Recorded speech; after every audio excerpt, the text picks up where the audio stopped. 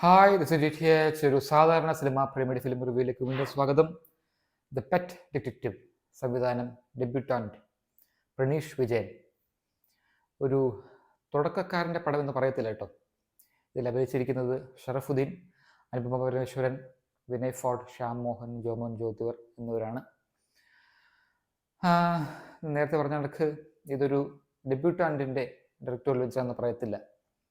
അത്രയ്ക്ക് രസകരമായൊരു പടം, ഒരു ഫൺ പടം. അതായത് തുടക്കം മുതൽ അവസാനം വരെ നമുക്ക് ചിരിച്ചുകൊണ്ടിരിക്കാൻ പറ്റുന്ന ഒരു സിനിമ. ഭയങ്കര സ്റ്റൈലിഷായിട്ട്, ഭയങ്കര കളർഫുള്ളായിട്ട് എടുത്തിരിക്കുന്നു.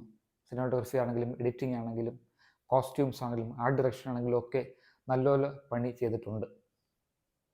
Sharafuddin look stylish as well. കാരണം മൊത്തത്തിൽ അങ്ങനെ ഒരു സ്റ്റൈലിഷ് ലുക്കാണ് എല്ലാത്തിലും ഉള്ളത്.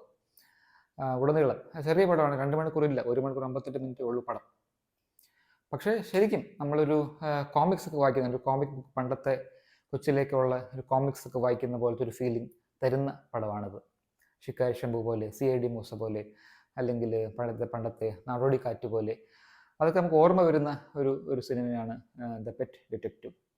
ജിം ക്യാരിയുടെ എയ്സ് വെഞ്ചൂറ പെറ്റ് ഡിറ്റക്റ്റീവ് പോലെ തന്നെയാണ് ഏകദേശം ഇതിൻ്റെ ഒരു കഥാതന്തു എന്ന് വേണമെങ്കിൽ പറയാം.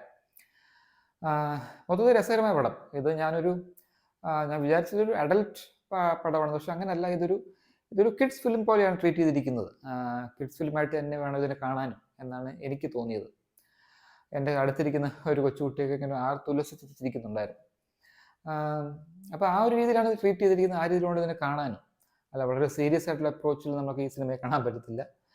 കാരണം ഇതിന് നേരത്തെ പറഞ്ഞ കണക്ക് ഒരു കഥാപുസ്തകത്തിൻ്റെ, ഒരു ഗ്രാഫിക് നോവലിൻ്റെ, അല്ലെങ്കിൽ ഒരു കോമിക് ബുക്കിൻ്റെ, കോമിക്സിൻ്റെ ട്രീറ്റ്മെൻറ്റാണ് കൊടുത്തിരിക്കുന്നത്. എല്ലാ കഥാപാത്രങ്ങളുടെ പേരുകളും ഒക്കെ രസകരമായിട്ടാണ് ചെയ്തിരിക്കുന്നത്.